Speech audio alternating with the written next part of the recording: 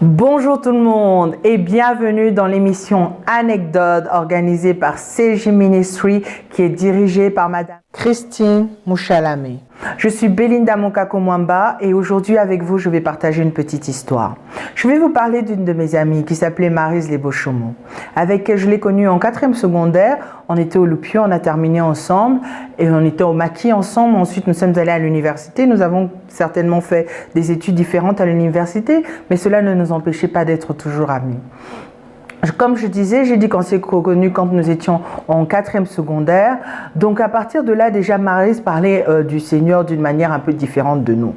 Parce qu'il faut dire qu'on connaissait un peu tous Jésus, mais Maryse avait quand même quelque chose de particulier. Quand on est arrivé en 5e secondaire, Maryse un jour me dira « Belinda, tu sais quoi, je connais mon mari, je connais le nom de mon mari ».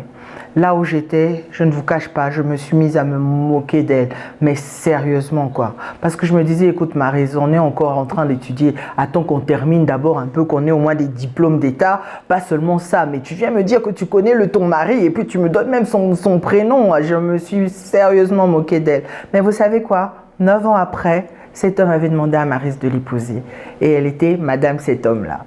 Donc voilà, après on a évolué, on a fini nos études et on est arrivé en 6e secondaire.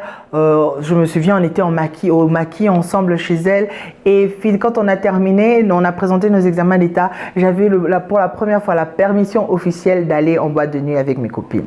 Donc on s'était toutes préparées, on était toutes contentes, on sortait toutes ensemble et Maryse faisait partie de la partie aussi. Et quand on arrive devant la porte, Maryse nous sort non, je ne peux pas entrer parce que je sens que le Saint-Esprit n'est pas content, il va me quitter. On l'a regardé, genre, Maryse, est-ce que tu as fumé quelque chose? Tu es sûre que ça va? Parce qu'on croyait qu'elle blaguait. Et puis elle reste ferme, elle se dit non, je ne peux pas entrer, le Saint-Esprit va me quitter.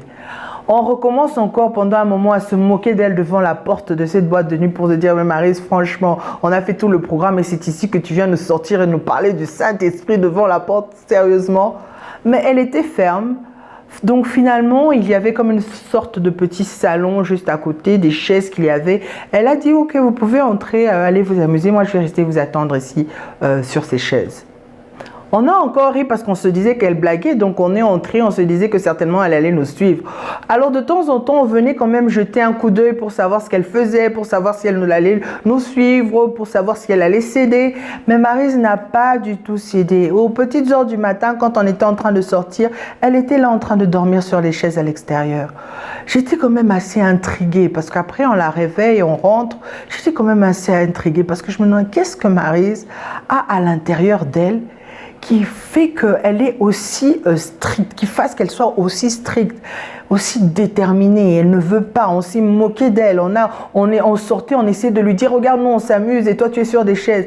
Mais elle était ferme sur sa décision. Je me demandais, mais qu'est-ce qu'elle a avec le Saint-Esprit pour rester dehors comme ça? Je ne comprenais absolument rien. Donc plus tard, j'ai donné ma vie aussi à Jésus-Christ. Je ne le connaissais plus de manière partielle, juste superficiellement, mais j'avais appris à connaître le Seigneur un peu plus en profondeur.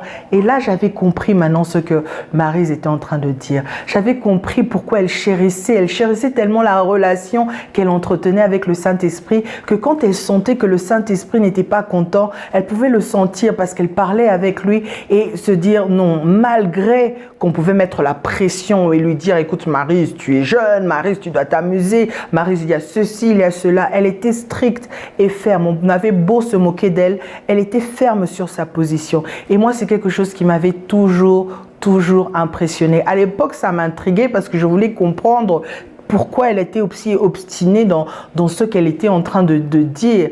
Après, je l'ai compris et je suis restée vraiment impressionnée. La preuve, j'en parle encore aujourd'hui. On a évolué comme ça et ensemble, elle m'a personnellement beaucoup influencée dans ma vie avec le Seigneur, dans la relation que j'ai avec le Seigneur. Aujourd'hui, je dois beaucoup à Maryse et on a évolué comme ça. Et plus tard, Maryse est tombée malade. Elle avait un problème avec sa colonne vertébrale et en janvier 2017, il avait plu au Seigneur de reprendre Maryse auprès d'elle. Ici sur la terre, on perdait un général de Dieu, mais au ciel, il y avait un ange de plus qui faisait son entrée. Maryse me manque énormément. Elle me manque beaucoup, beaucoup. Mais je suis persuadée que sur la terre, Maryse avait accompli sa mission. Maryse aimait Jésus. Maryse parlait tout le temps de Jésus. Vous pouvez demander à toutes les personnes qui connaissaient Maryse. On associe toujours Maryse à Jésus.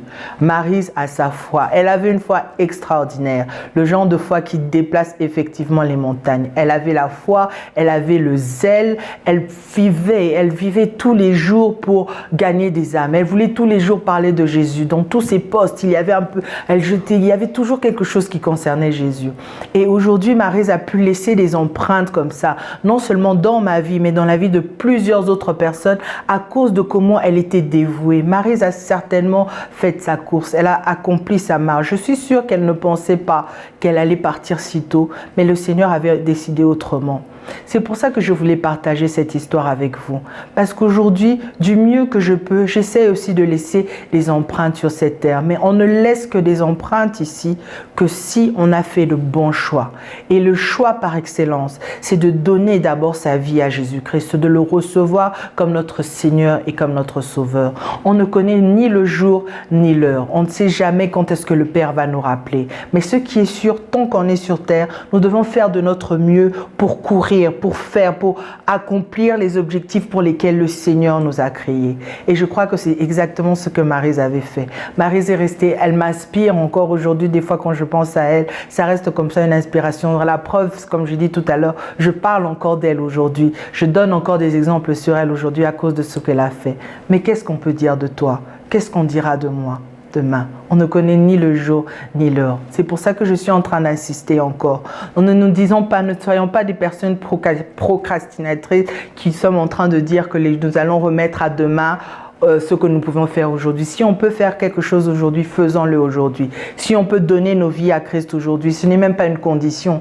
Nous devons le faire. Donnons nos vies, servons le Seigneur, aimons le Seigneur, chérissons cette relation que nous avons avec le Saint-Esprit. Soyons sensibles à cette relation que nous avons avec le Saint-Esprit, parce que demain, nous aurons tous à rendre compte de notre séjour sur cette terre. J'espère que cette histoire vous aura édifié. J'espère que cette histoire aura édifié plus d'une personne. En ce qui me concerne, je vais m'arrêter là. Que Dieu vous bénisse tous abondamment. Mais rappelez-vous, faites le bon choix et impactez cette terre. Que Dieu vous bénisse et à très bientôt. Bye bye.